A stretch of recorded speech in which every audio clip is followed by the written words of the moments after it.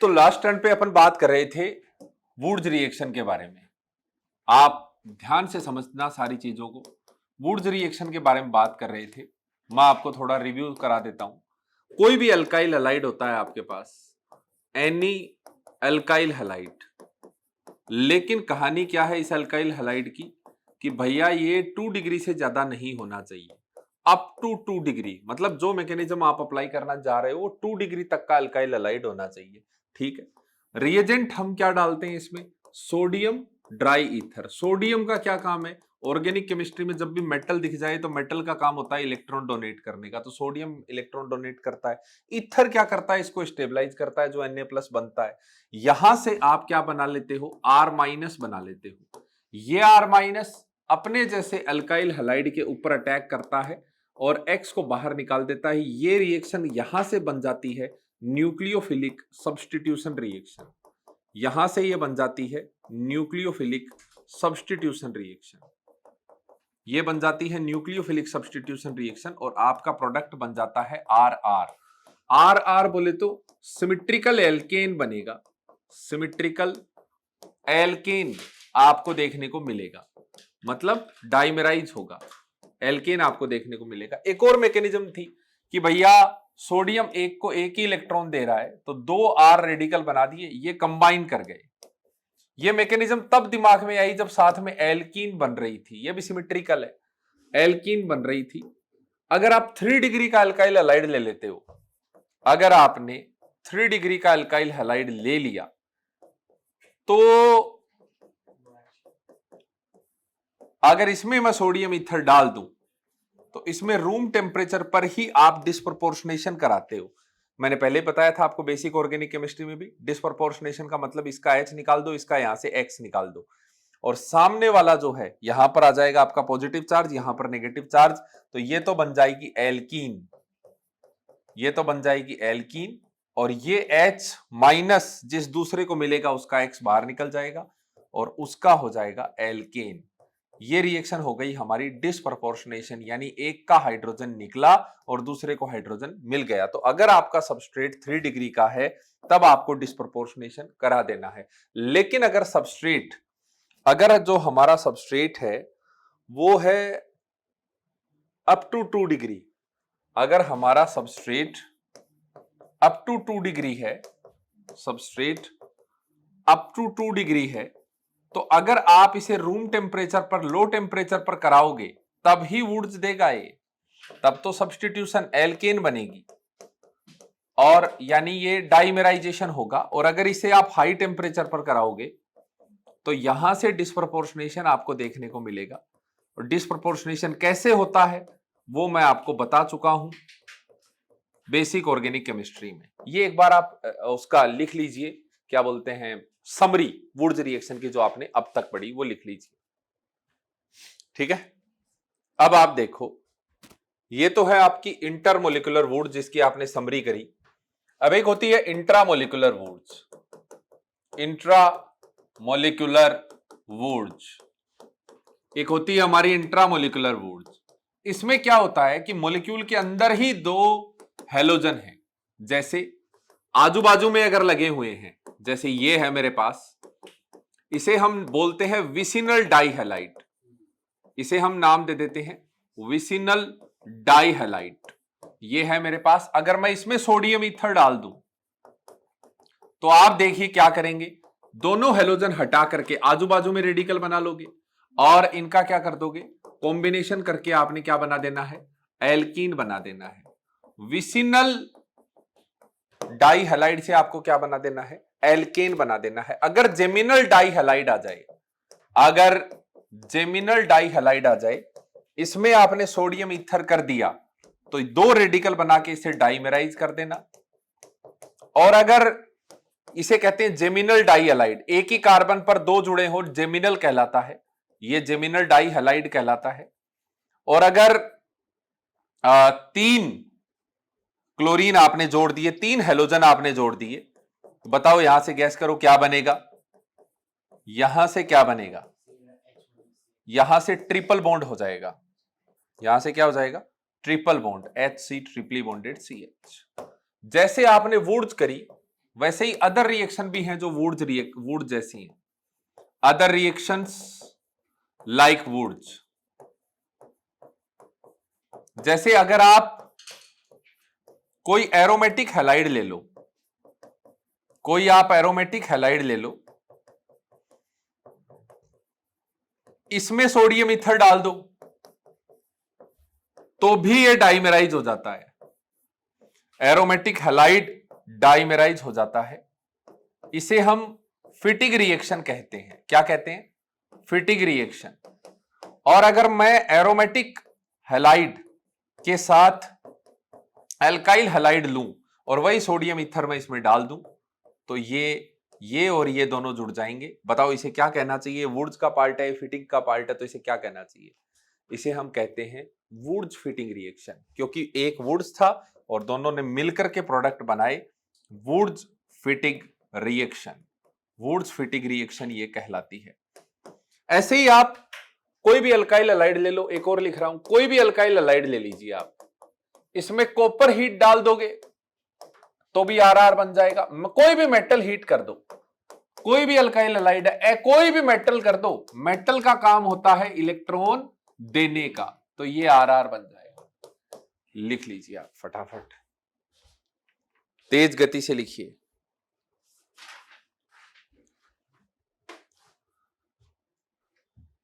इसे हम Frankland reaction कहते हैं और इसे हम अल्मांस रिएक्शन कहते हैं। इसे हम अल्मांस रिएक्शन के नाम से जानते हैं। लिख लीजिए। पढ़ाई करनी पड़ेगी भैया, खींचना पड़ेगा अपने आप को। ये सब रिएक्शंस के लिए एक छोटी कॉपी बनानी है आपको। छोटी कॉपी में आप सिर्फ ये लिखना कि कौन सा रिएजेंट क्या करता है। जैसे आपको सिर्फ इतना लिखना है कि अल्काइल हैलाइड की रिएक्शन सोडियम ईथर से कराने पर रेडिकल बनके आरआर बनता है। सिर्फ इतनी बात लिखनी है, मतलब छोटी कॉपी का इस्तेमाल आपको करना है। यहीं से रिएक्शन चालू कर देना। रोज समरी पॉइंट में सिर्फ एक ही लाइन में रिएक्शन है। उस छोटी कॉपी का उद्देश्य हमारा ये होगा कि हमें सिर्फ और सिर्फ रिएजेंट याद करने हैं कि कौन रिएजेंट क्या करता है। ठीक है।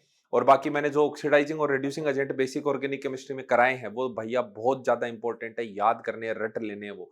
और एक साथ नहीं होंगे, रोज का एक दो करके करोगे तो हो जाएंगे। चलो आगे, आइए एक महत्वपूर्ण प्रश्न की चर्चा करते हैं। आइए एक महत्वपूर्ण प्रश्न, किस तरह का प्रश्न पूछा जाता है ऑर्गेनिक केमिस्ट्री में?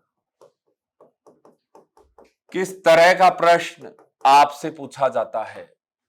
3 4 6, ये लीजिए, इसमें आपने कर दिया सोडियम ईथर, यहां से बना ए में आपने सेलेनियम हीट कर दिया, यहां से बी बना, यहां से आपने Br2 सनलाइट कर दिया, यहां से सी बना, अल्कोहलिक KOH कर दिया, डी बना, एक्वस KOH कर दिया, ई बना। बताइए कौन क्या है? जल्दी आंसर दीजिए कि कौन क्या है। बता। ज्वाइन हो जाएंगे, शाबाश। ए क्या होगा? खड़ा होके बता, ए क्या होगा? एक रिंग कितने मेंबर की? 6 मेंबर की। और 2? हाँ, रेडिकल रेडिकल बन के जुड़ जाएंगे। एल्कीन कहां से बनेगा? रिंग बना दी ना तूने, यहां से और यहां से। हाँ, तो फिर 2 डबल बॉन्ड कहां से आएंगे? एक डबल बॉन्ड। मेटल हीट क्या करता है? मेटल हीट क्या करता है? सोचो जरा, जल्दी जल्दी सोचो। मेटल हीट क्या करता है? मेटल हीट किसी भी रिंग में कुछ कलाकारी कर सकता है, आपको बताया हुआ है। जल्दी से सोचो कि मेटल हीट क्या कर सकता है। तेज गति से सोचना है आपको, दिमाग पूरा लगाना है, पूरा इस्तेमाल करना है। बताइए, आंसर दीजिए। मेटल हीट क्या करता है? मैं ही बता देता हूं, मैं जानता हूं कि तुमको नहीं आता। मेटल हीट किसी रिंग में अगर एक डबल बॉन्ड हो तो मेटल तब तक हाइड्रोजन खींचता है जब तक वो एरोमेटिक ना हो जाए। तब तक हाइड्रोजन खींचता है जब तक वो एरोमेटिक ना हो जाए। ट्रांसफर हाइड्रोजनेशन में तुमने पढ़ा था। सी क्या होगा? सी क्या होगा? सी क्या होगा? कहां पे? बीआर लग जाएगा मैं जानता हूं, लेकिन कहां पे? तो मैंने तुम्हें कहा था स्टेबल रेडिकल बनाना, डबल बॉन्ड के पास में यहां पर स्टेबल रेडिकल बनेगा, रेजोनेंस वाला बनेगा कि नहीं बनेगा? रेजोनेंस मिलेगा। अरे एक तो यहां रेडिकल है, एक यहां रेडिकल है, एक यहां रेडिकल है। बताओ कौन सी जगह पे रेडिकल स्टेबल होगा? डबल बॉन्ड के पास में इसे रेजोनेंस मिलेगा, वहां नहीं मिलेगा। तो डबल बॉन्ड के पास में रेडिकल स्टेबल होगा। मैंने कहा था रेडिकल बना के उस पर हेलोजन जोड़ देना, तो जो आपका भैया बीआर है वो कुछ इस तरह से देखने को मिलेगा। वन इक्विवेलेंट इसे मान लेते हैं ताकि दूसरी जगह ना कर पाए। एक्वस केओएच क्या करता है? एक्वस केओएच के बारे में मैंने तुम्हें कहा था, एल्काइल हैलाइड हटा के उसकी जगह ओएच कर देना। सब्स्टिट्यूशन याद कराया था मैंने तुम्हें, याद करो, सब्स्टिट्यूशन कर देना। और एल्कोहलिक केओएच क्या करता है? एलिमिनेशन करता है, एल्कीन बनाता है। ये मैंने आपको बताया था। ठीक है, इस तरह से ऑर्गेनिक के प्रश्न आपको करने होते हैं। ऑर्गेनिक का प्रश्न कभी भी सीधे सीधे नहीं पूछा जाएगा, हमेशा मिक्स होके आएगा। एबीसीडी की फॉर्म में ही आएगा। ए से बी बनाना, बी से सी बनाना, सी से डी बनाना, सारे आपको आने चाहिए तो ही आप कर पाओगे, नहीं तो कोई मतलब नहीं है भाई साहब। ऐसे सवाल ए से लेकर के जेड तक करना सीखेंगे, वक्त आने दो। चलिए जी, चलूं आगे। ठीक है, चलिए कुछ सवाल दे रहा हूं।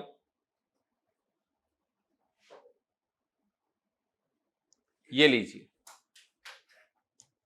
आपके सामने आपकी स्क्रीन पर कुछ प्रश्न है वुड्स रिएक्शन से संबंधित। इन प्रश्नों को जल्दी से जल्दी हल करना है भैया, जितना समय कम लगे उतना बढ़िया। वीडियो को पॉज कर दो और फटाफट करो।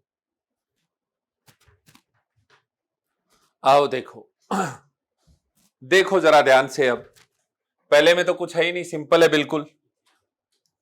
CH3 बन जाएगा पहले में, कोई दिक्कत नहीं है। डबल बॉन्ड बन जाएगा, कोई दिक्कत नहीं है। यहां पे यहां रेडिकल और यहां रेडिकल बना के आप 3 मेंबर रिंग की रिंग बना दोगे। और आप जानते हो कि 3 मेंबर की रिंग का कैटालिटिकल हाइड्रोजनेशन होता है। यहां से ये प्रोपेन बन जाएगा, Na+H2 कैटालिटिकल हाइड्रोजन। एक यहां पे रेडिकल बना के जोड़ देना, 4 मेंबर की रिंग बन जाएगी। और 4 मेंबर की रिंग का भी कैटालिटिकल हाइड्रोजनेशन होता है। यहां से आप ब्यूटेन बना दोगे। ये लीजिए जी, ब्यूटेन बना दिया। चलिए जी, यहां पर अगर मैं बात करूं कॉपर हीट, अगर मैं यहां जोड़ दूं तो याद रखिएगा 3 मेंबर की रिंग में डबल बॉन्ड अनस्टेबल होता है। तो आप कभी ये बनाने की कोशिश मत कर लेना, क्योंकि ये बनाया मतलब यहां पे डबल बॉन्ड आ गया। 3 मेंबर की रिंग में डबल बॉन्ड स्टेबल नहीं होता, इसलिए यहां ना चाहते हुए भी तुम्हें इंटरमोलिकुलर करानी पड़ेगी, इंट्रामोलिकुलर की बजाय। यहां पे तुम्हें इंटरमोलिकुलर वुड्स करानी पड़ेगी, इंट्रामोलिकुलर आप नहीं कराएंगे। ये लीजिए, तो बीच वाली रिंग भी एरोमेटिक हो जाएगी। इस तरह से आप करेंगे। कोई स्पेशल केस यहां पर नजर आ रहा है, sodium ether. All major product लिखने हैं मुझे। यहां पर मैंने क्या बनाया? रेडिकल बनाया। यहां पर मैंने क्या बनाया? रेडिकल बनाया। ये मेरे लिए कौन हो गया है? ये भैया मेरे लिए कौन हो गया है? ये हो गया है इलेक्ट्रोफाइल। देखिए वो तो हट गया है, कुछ हो गया है उसमें कलाकारी। ये हो गया है इलेक्ट्रोफिलिक पार्ट, ये इलेक्ट्रोफाइल है। और ये कौन है? ये है न्यूक्लियोफाइल। ये कौन है? न्यूक्लियोफाइल। तो इंट्रामोलिकुलर रिएक्शन हो जाएगी। आप यहां से और यहां से इसको भी 2 भागों में काटोगे। 1 2 3 4 5 6 मेंबर की रिंग बनाने का प्रयास करोगे। ये मैंने 6 मेंबर की रिंग बना ली। इसके बाहर एक कार्बन है जिस पर रेडिकल लगा हुआ है। बिल्कुल ये अपने जैसे कार्बन अपने जैसे भाई के साथ जाके जुड़ जाएगा इस तरह से। ये लीजिए, यहां पर अगर आप देखोगे कोई दिक्कत नहीं है। यहां पर आपने क्या बना लिया? डाई रेडिकल बना लिया। अब मैंने एक एग्जांपल कराया था बेसिक ऑर्गेनिक में कि जब डाई रेडिकल ऐसा बन जाए तो डायरेक्ट मत जोड़ना, इस वाले का रेजोनेंस करा के, इसकी रेजोनेटिंग स्ट्रक्चर से इसको काट के लिखना, या इसकी आप रेजोनेंस ये मत लिखो, इसकी रेजोनेंस करा लो। जब आप इसका रेजोनेंस कराओगे तो रेजोनेटिंग स्ट्रक्चर कैसी प्राप्त होगी तुम्हें? कैसी मिलेगी? ऐसे वाली, आजू बाजू में रेडिकल डबल बॉन्ड बन जाएंगे, यहां से कॉन्जुगेटेड बनेगा, ध्यान रखना। यहां मैंने सोडियम ईथर बनाया, मिक्सचर ऑफ प्रोडक्ट बनेगा। लेकिन फिर भी अगर आप चाहो तो ये कह दो भैया इंटरमोलिकुलर करा ली। ऐसे ही ब्यूटेन, ये दोनों जुड़ेंगे, ब्यूटेन बन जाएगा, इससे इथेन बन जाएगा, ये सब हो जाएगा। कॉपर हीट क्या करेगा, इन दोनों को जोड़ देगा, इसमें भी कोई खास बात नहीं है, इसके सामने ऐसा ही लाके जोड़ देना, सेम आयोडीन हटा के। यहां पे क्या होगा, यहां पे देखिए बिल्कुल ऐसा ही प्रश्न ये वाला है, यहां पर रेडिकल, यहां पर रेडिकल, इसे कॉन्जुगेटेड सिस्टम का नाम दे देना। इसका जो प्रोडक्ट बनेगा वो कॉन्जुगेटेड वाला बनेगा। ये अपन बेसिक में पढ़ा था अपन ने, ये और ये प्रश्न बिल्कुल एक ही तरह का है, सेम है। आइए, ये मैंने बताई दिया आपको। यहां पर अगर बात करें तो यहां रेडिकल बनेगा या नेगेटिव चार्ज बना लेते हैं, अनायनिक मैकेनिज्म चला लेते हैं। R minus is a strong base as well as strong nucleophile. R minus क्या होता है, मतलब कार्बन पर माइनस, ये strong base as well as strong nucleophile होता है। एज वेल एज क्या होता है, स्ट्रॉन्ग न्यूक्लियोफाइल होता है। और एसिड बेस रिएक्शन फास्टेस्ट होती है, तुरंत यहां से H+ ले लेगा और ऑक्सीजन पर नेगेटिव चार्ज आ जाएगा, और ये कुछ इस प्रकार से H में 1 2 3 4 1 2 3 4 यहां पे इसके हाइड्रोजन लग जाएगा।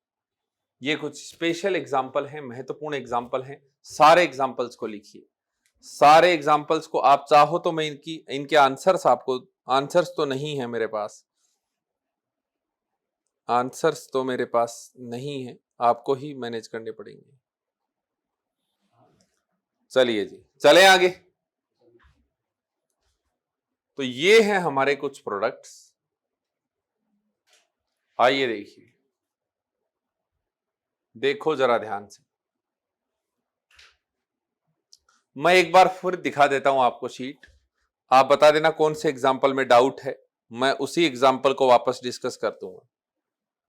आपको जिस एग्जाम्पल में डाउट है मैं उसी एग्जाम्पल को वापस डिस्कस कर दूंगा। बताइए कौन सा एग्जाम्पल आप पूछना चाह रहे हैं। 11th में तो बस यहां नेगेटिव बना के एसिड बेस रिएक्शन करा दो। यहां पर नेगेटिव बनाइए, यहां पर आपको क्या बनाना है, नेगेटिव चार्ज। यहां पर आप नेगेटिव चार्ज बनाइए। आइए देखिए, ये अपना एग्जाम्पल क्या है, OH CH2 CH2 CH2 CH2 Cl, ये एग्जाम्पल है। जब आप इसमें सोडियम ईथर डाल रहे हो तो यहां पर नेगेटिव चार्ज बना लीजिएगा, क्योंकि एसिडिक H है। मैंने कहा था फोन ट्रिपली बॉन्डेड कार्बन से जुड़ा हुआ हाइड्रोजन एसिडिक हाइड्रोजन होता है, and acid base reactions are the fastest reaction. Acid base reactions are the fastest reaction. इसके ऊपर यहां पर कौन सा चार्ज है, नेगेटिव चार्ज है। यहां पर है हमारे पास नेगेटिव चार्ज, आप ये H+ इसको दिलवा दीजिए, और O पर माइनस, और ये आपका इस तरह से प्रोडक्ट बन जाएगा, इसको हाइड्रोजन मिल जाएगा। और कौन से एग्जाम्पल में डाउट है, 9th में। 9th में 3 मेंबर की रिंग में डबल बॉन्ड नहीं आता ना, यहां पे डबल बॉन्ड है ना, ये आएगा नहीं, इसलिए तुम्हें इंटरमोलिकुलर करानी पड़ेगी इंट्रा की बजाय। हाँ, ऐसा ही बिल्कुल सेटअप आप रखेंगे इसके सामने और इसके जोड़ देंगे, ठीक है। चलो आगे। अब आप देखिए कि वुड्स में तकलीफ है, वुड्स में क्या है, तकलीफ है। क्या तकलीफ है कि वुड्स के साथ कुछ दिक्कत है, वुड्स के साथ कुछ दिक्कत है। क्या ड्रॉबैक है बताइए, कि इससे आप सिमेट्रिकल एल्केन तो बना पा रहे हो, अनसिमेट्रिकल एल्केन नहीं बन पा रही है। Unsymmetrical alkane can not be formed as major only product, as major only product नहीं बना पा रहे, इसके साथ मिक्सचर बन जाएगा। अगर आपने एक से ज्यादा टाइप के अल्काइल हैलाइड ले लिए तो इस समस्या का निवारण करने के लिए कंसेप्ट लिया गया। देखिए जरा, एक कंसेप्ट देखिए। कंसेप्ट ये है कि कार्बन पर जब नेगेटिव चार्ज आ जाएगा R माइनस, जैसे कार्बन पर अगर आपने नेगेटिव चार्ज देख लिया, ये होता है स्ट्रोंग बेस, ये होता है स्ट्रोंग बेस, H प्लस लेने की टेंडेंसी रखता है strong base, as well as strong nucleophile, strong nucleophile. और एक कॉन्सेप्ट और ध्यान रखना है तुम्हें, सेकंड कॉन्सेप्ट ये है कि ऑर्गेनिक केमिस्ट्री में सबसे ज्यादा फास्टेस्ट रिएक्शन आपके सामने एसिड बेस रिएक्शन होती है, फास्टेस्ट रिएक्शन। एक चीज और ध्यान रखनी है कि फोन ट्रिपली बॉन्डेड कार्बन से जुड़ा हाइड्रोजन, हिंदी में ही लिख रहा हूं, से जुड़ा हाइड्रोजन जो होता है वो एसिडिक हाइड्रोजन होता है। क्या होता है? एसिडिक हाइड्रोजन होता है। ये बात आपको ध्यान रखनी है। चौथी बात जो आपको ध्यान रखनी है आगे की रिएक्शन पढ़ने के लिए, कि अगर किसी रिएजेंट में एनी रिएजेंट लाइक जिसमें कार्बन मेटल के साथ बॉन्डेड हो, कार्बन बॉन्डेड विद मेटल, किसी मेटल के साथ बॉन्डेड हो, जैसे RLi, RNA, RMgX, ये सब, तो इनका काम होता है, दे आर कॉल्ड, अभी देखो एक बार, केवल लिखो मत, they are called organometallic compounds. इन्हें हम ऑर्गेनोमेटेलिक कंपाउंड्स कहते हैं, compounds. And they generate R minus, इनका काम होता है R माइनस जनरेट करना, which is strong base as well as strong nucleophile. तो ये 3-4 कंसेप्ट आपके दिमाग में हमेशा रहने चाहिए जो मैंने बेसिक लिखे हैं। जल्दी कॉपी करो, जल्दी कॉपी कीजिए। देखो जरा ध्यान से, तो अनसिमेट्रिकल एल्केन बना, इस कंसेप्ट को इस्तेमाल करते हुए for the preparation of unsymmetrical alkane बनाने के लिए 2 वैज्ञानिक आए। Alkane, another mechanism was given, दूसरी मैकेनिज्म दी गई, और वो मैकेनिज्म दी थी 2 महान वैज्ञानिकों ने, जिनका नाम था कोरे और हाउस। इसे हम कोरे हाउस रिएक्शन कहते हैं। इन्होंने उन्हीं कंसेप्ट्स का इस्तेमाल किया जो कंसेप्ट आपने अभी अभी देखे। कोई भी अल्काइल हैलाइड इन्होंने ले लिया, एनी अल्काइल हैलाइड और एनी डिग्री, कोई भी अल्काइल हैलाइड आप ले लो, कोई अल्काइल हैलाइड आपने ले लिया, देखो एक बार लिखो मत, कोई भी अल्काइल हैलाइड आपने ले लिया, और ये 0 डिग्री, 1 डिग्री, 2 डिग्री, 3 डिग्री, जो आपका मन करे ले लो। इसमें आपने डाला Li, बताइए Li क्या करेगा? बताइए Li क्या करेगा? इलेक्ट्रॉन देगा, और क्या करेगा? मेटल क्या करता है? इलेक्ट्रॉन देता है। यहां पर X को हटा देगा, और CuI भी डाल दिया, कॉपर भी डाल दिया गया, और यहां से बन गया R2CuLi। इसे कहते हैं जिल्मान्स रिएजेंट। क्या कहते हैं? जिल्मान्स रिएजेंट। क्या ये ऑर्गेनोमेटेलिक कंपाउंड है? क्या ये ऑर्गेनोमेटेलिक कंपाउंड है? कार्बन और मेटल का बॉन्ड है ना, it is a organometallic compound. ये एक ऑर्गेनोमेटेलिक कंपाउंड है। क्या काम आएगा ये? क्या काम आएगा? It will generate R minus. तो इन्होंने क्या किया? R माइनस बना लिया, completely alkyl halide converted into R minus which is strong base as well as strong nucleophile. अब इसके सामने कोई दूसरा अल्काइल हैलाइड लेकर के आए R प्राइम एक्स, ये हो गया मेरे पास अप टू 2 डिग्री। 3 डिग्री नहीं ले सकते क्योंकि 3 डिग्री पर सब्स्टिट्यूशन नहीं होता। ये R माइनस जनरेट करके देगा। ये क्या जनरेट करके देगा? R minus. इसका काम है R माइनस जनरेट करके देना। अब एसिडिक एच अगर होता तो एसिड बेस हो जाती। ये एक न्यूक्लियोफाइल की तरह बिहेव करेगा, ये एक न्यूक्लियोफाइल की तरह बिहेव करेगा और इस लिविंग ग्रुप को काट के फेंक देगा।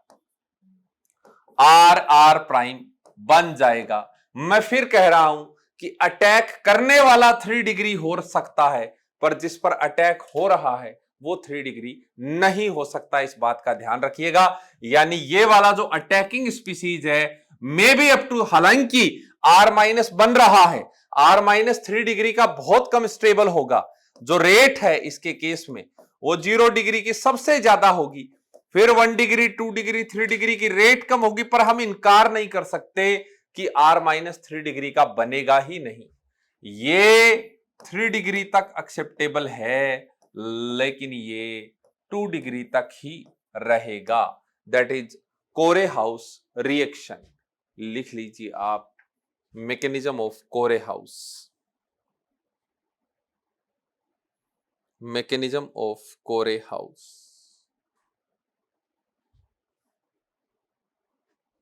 आइए आओ देखो जरा, तो इसका यूज क्या है? अनसिमेट्रिकल एल्केन बनाना है।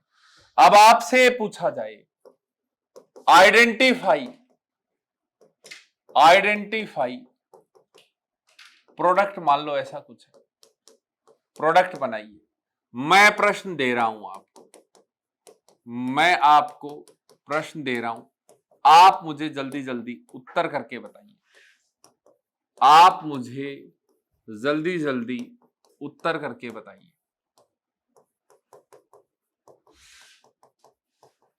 जल्दी जल्दी उत्तर करके बताइए, जल्दी से जल्दी उत्तर करना है आपको।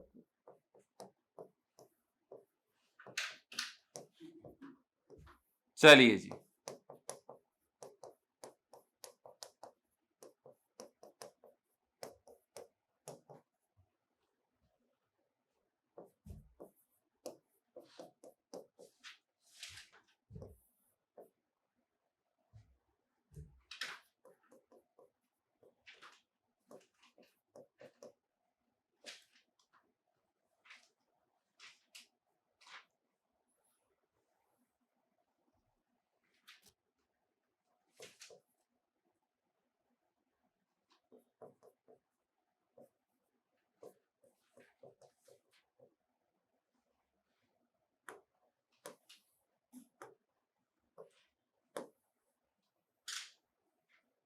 आंसर बताइए।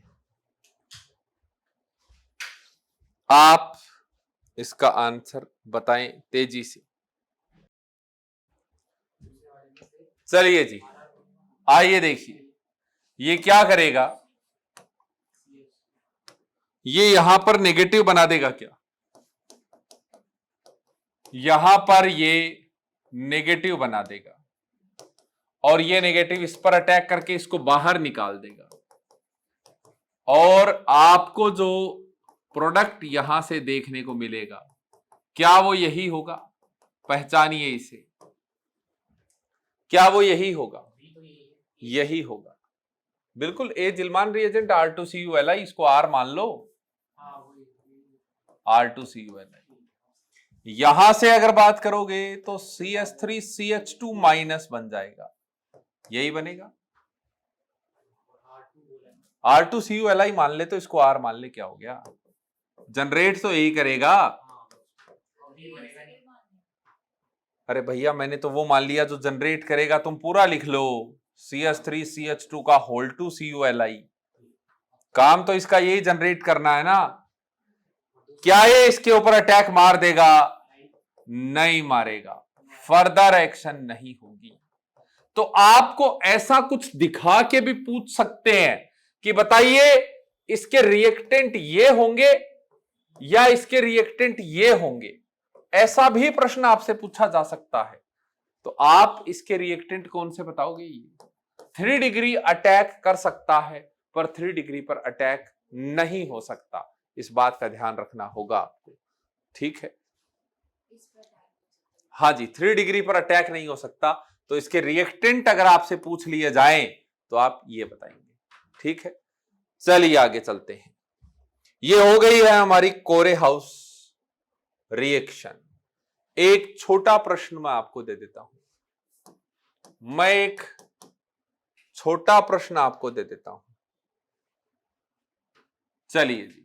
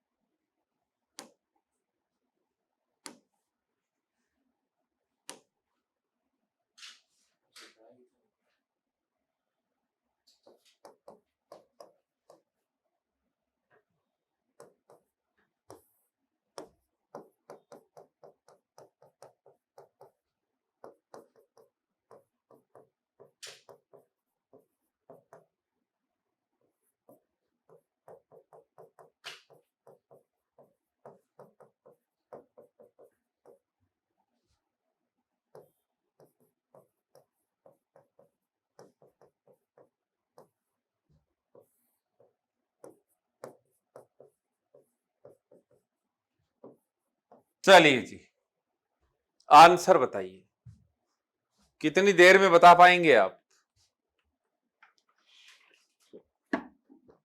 आइए,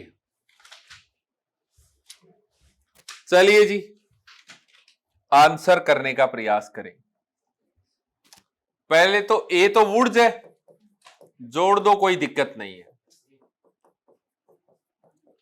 ए तो वुड्स है, कहीं कोई दिक्कत नहीं है, ये लीजिए। और बी में आपने अनायन बनाया है ऐसा वाला, ये अनायन इसके ऊपर अटैक करके इसे बाहर निकाल देगा, और जो सी बनेगा, नहीं मेरे भाई, कुछ ऐसा बनेगा, 2 मिथाइल पेंटेन। हेलोजिनेशन कर लो इसका, कर लो इसका हेलोजिनेशन, ये लीजिए।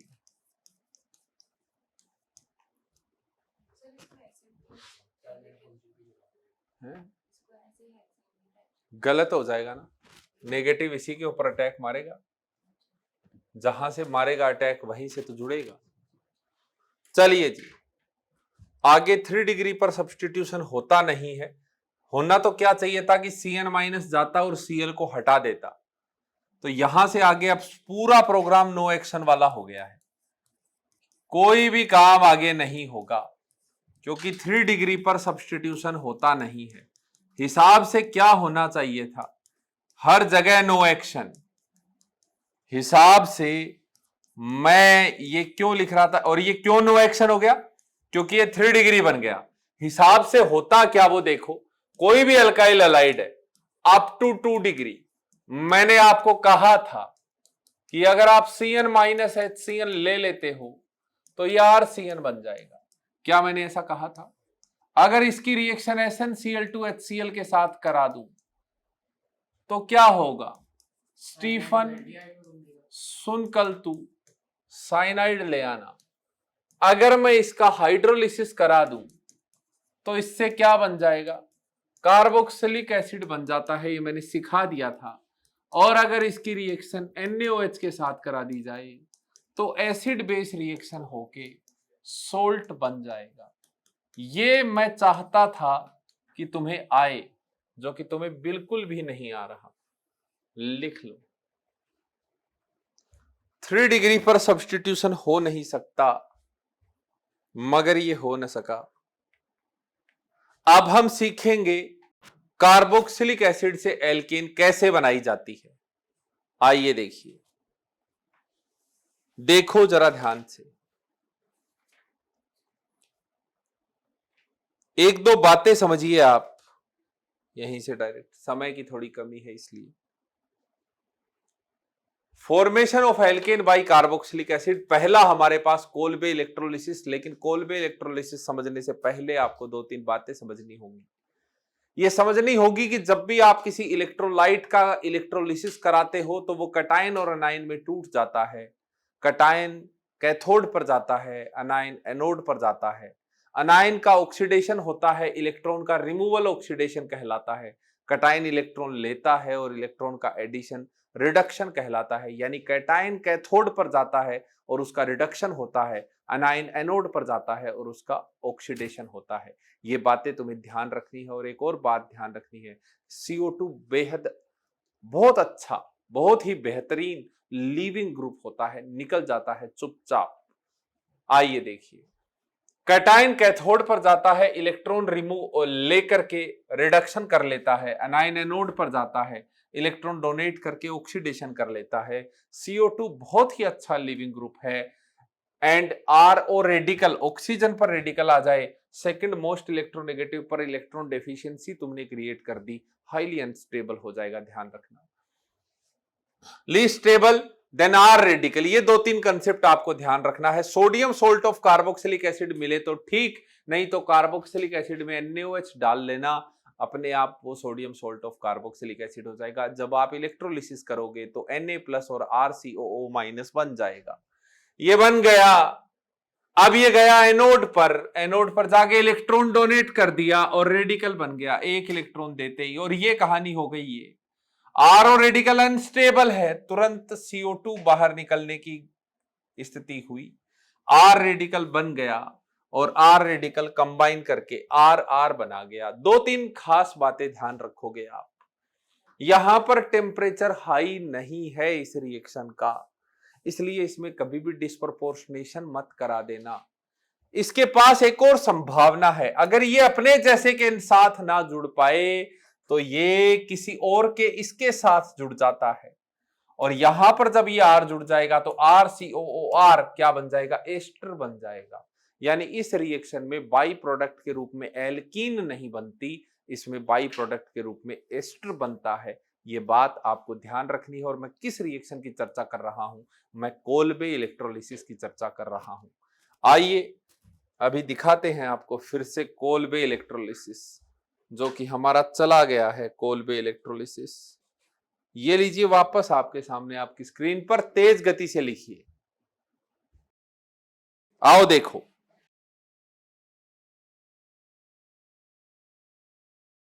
Disproportionation does not take place, क्योंकि लो टेम्परेचर है, इसलिए 3 डिग्री के सबस्ट्रेट पे आप एल्कीन ना बना के एस्टर बनाओगे।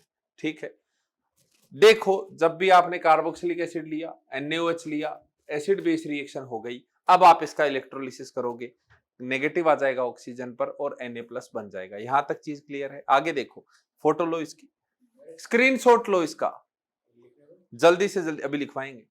ठीक है, आओ देखो, देखो ध्यान से। एक बात और ध्यान रखना कि अब आपके पास कैथोड पर कितनी चीजें हैं। एक्वस सॉल्यूशन है तो वाटर है, वाटर का ऑक्सीडेशन भी हो सकता है और वाटर का रिडक्शन भी हो सकता है, ध्यान रखना। जब Na+ और H2O दोनों हो तो H2O का रिडक्शन कराना, Na+ का मत कराना। और अगर आपके पास ये दोनों हो तो इसका ऑक्सीडेशन कराना, इसका मत कराना। ये फिजिकल केमिस्ट्री में पढ़ा दिया जाएगा। ऐसा क्यों, इलेक्ट्रोकेमिस्ट्री में बताया जाएगा, अभी के लिए ध्यान रख लो। तो मैं रिडक्शन Na+ का नहीं कराऊंगा, वाटर का रिडक्शन इस मैकेनिज्म के तहत कराऊंगा। हाइड्रोजन गैस रिलीज होगी, साथ में OH- बनेगा। आप बताइए मीडियम जो है सॉल्यूशन का वो कैसा बढ़ने लगेगा, बेसिक मीडियम बढ़ने लगेगा, यानी पीएच इंक्रीज करने लगेगी। और यहां पर नेगेटिव चार्ज आप देख पा रहे हो, CO2 बाहर निकलने के बाद रेडिकल बना, रेडिकल अपने जैसे रेडिकल के साथ कंबाइन करके RR टाइप का स्पीसीज यहां पर बना देता है। स्क्रीनशॉट लीजिए आप, जल्दी से जल्दी ले लीजिए, ले लो इसका स्क्रीनशॉट। ले लिया? आइए देखिए, हटा रहा हूं। तो की पॉइंट क्या है? की पॉइंट ये है कि RCONA का इलेक्ट्रोलिसिस करा के आप CO2 बाहर निकाल के R रेडिकल बना लेना और फिर अपने जैसे R के साथ जोड़ के RR बना देना। जैसे यहां से मैंने इसे हटाया, यहां रेडिकल बनाया और अपने जैसे के साथ जोड़ के ब्यूटेन बना दिया। लिख लीजिए, स्क्रीनशॉट लीजिए, जल्दी जल्दी जल्दी से स्क्रीनशॉट ले लीजिए, जल्दी से स्क्रीनशॉट लीजिए आप, जल्दी लीजिए। ले लिया? अब आप देखो, बस ये बात ध्यान रखनी है कि सारे पॉसिबल प्रोडक्ट आपको देखने को लिखने हैं यहां पर। इसमें भी मिक्सचर बनेगा, ये रेडिकल बन जाएगा, ये रेडिकल बन जाएगा। तो ये रेडिकल अपने जैसे के साथ जुड़ जाए तो आपके पास ये बना, ये बना, फिर ये रेडिकल बना, फिर ये रेडिकल बना। क्या ये बात क्लियर है? पहले ये बना, फिर CO2 बाहर निकल के ये बना, पहले ये बना इससे, फिर CO2 बाहर निकल के ये बना। अब ये इसके साथ जुड़ जाए एक प्रोडक्ट, ये अपने जैसे के साथ जुड़ जाए दूसरा प्रोडक्ट, ये अपने जैसे के साथ जुड़ जाए तीसरा प्रोडक्ट, ये इसके साथ जुड़ जाए एक एस्टर, ये इसके साथ जुड़ जाए दूसरे टाइप का एस्टर, ये इसके साथ जुड़ जाए तीसरे टाइप का एस्टर, ये इसके साथ जुड़ जाए 4 टाइप का एस्टर। तो 4 टाइप के एस्टर हो गए, हाइड्रोजन हो गया, NaOH हो गया, CO2 हो गया और ये सब प्रोडक्ट हो गए। टोटल मिला के 10 प्रोडक्ट यहां से आपको देखने को मिलेंगे। ये है हमारा कोल्बे इलेक्ट्रोलिसिस। इसके प्रश्न करने हैं जो कि अगले टर्न पर करेंगे। स्क्रीनशॉट ले लो, लिख लो, नोट्स बना लो अच्छे से। तब तक के लिए wish you all the very best. Thank you so much.